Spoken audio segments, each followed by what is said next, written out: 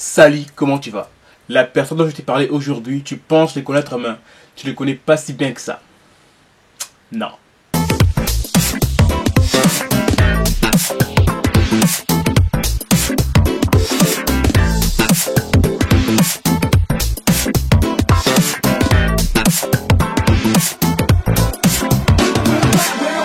De son vrai nom, Jules Shungu Wembadia Pene Kikumba, Papa Wemba, c'est un compositeur et chanteur congolais.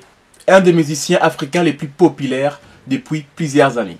Il est né le 14 juin 1949 à Lubefu, dans les provinces de Kasai, dans le RDC. Alors qu'il est encore bébé, sa famille décide de quitter les Kasai pour aller s'installer à Léopoldville, la capitale de la RDC, sous contrôle belge.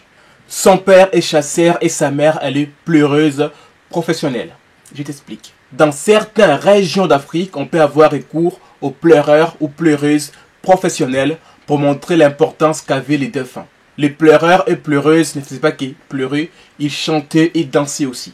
Elle amenait souvent Papa Wemba avec elle et l'initie très tôt à la danse et au chant, ce qui va lui passionner dès son jeune âge. Il cultive une voix de ténor et devient chanteur en suivant la trace de sa mère.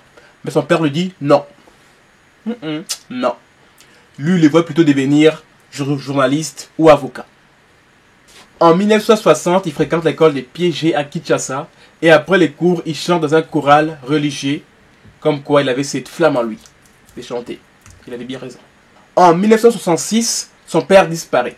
Les seules personnes qui lui interdisaient de faire sa passion à fond n'étaient plus là et il s'oriente tout de suite vers la musique populaire congolaise dans son quartier de Matongué et il prendra le pseudonyme de Jules Presley.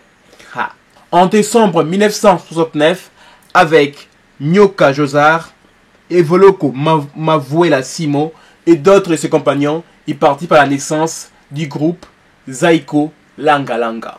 Yeah. Un groupe populaire du Zaïre et d'Afrique vers les années 70 à 90. Ils avaient un rythme rapide, un peu funk. Ils ont abandonné les instruments avant et ils ont mis en avant la batterie et la guitare, plus les danseurs. 2-3 ans plus tard, les groupes se divisent, mais avant cela, les écoles Langa Langa va sortir des albums incroyables comme Non-Stop, dans la modèle échangé, etc., etc. Ils feront une tournée au Japon où ils vont enregistrer les sons Nippon Banzai. Mais ils feront cela sans Papa Wemba qui quitte les groupes en 1974 avec Evoloko et d'autres membres du groupe. Dommage. Après avoir quitté les Zaïko Langa Langa avec Evoko et un autre membre de son groupe, il crée Ilisifi Lokole, groupe qui quittera ensuite pour créer les Yoka Lokole. Quelques années plus tard, il créera son propre label, les Viva Musica, dont il formera des jeunes talents, dont Koffi Olomide, que tu connais certainement. À l'époque où il était étudiant, Koffi Olomide écrivait des chansons pour son aîné et s'initiait au chant à ses côtés. C'est beau. Wake up, wake up. Aux gens allaient faire l'eau, tout c'est tout dans le monde. Monte aux autres la main. Tout ça c'est De 1979 à 1980, il intègre le groupe international Africa, le groupe de Taboulé Rochero, un de ses grands idoles et aussi le père de Youssoufa. Sa popularité atteint les sommets au Congo RDC et aussi Brazzaville. Il devient une icône de la SAP congolaise. Il a aussi enregistré ses plus grands titres à cette époque-là. Oh, Sapélogie, toi tu règnes sur tout le podium du monde. Hôte de mon chemin, tous les Kaya, les BD et les Chindoko, pour qu'ils ne fassent pas du mal à mes vêtements. Vers la fin de l'année 1980, il va s'installer en Europe et sort successivement des albums. En 2003, il est emprisonné. Pourquoi? Il a été mêlé à une affaire illégale. En gros, il a été accusé d'avoir introduit des migrants congolais vers la Belgique pour son concert à Bercy.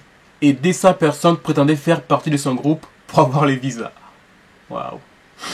Il passe 4 mois en prison. Il va raconter cette mauvaise expérience dans son titre intitulé Numéro d'écrou. Et il retourne dans sa vie paisible et il continue de sortir des albums, des classiques, comme il sait très bien les faire.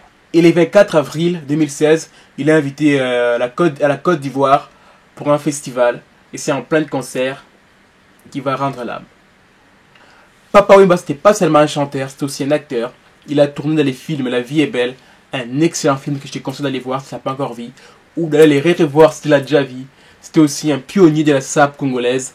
J'espère que son histoire t'a plu. Moi je te dis à dimanche prochain pour une nouvelle histoire.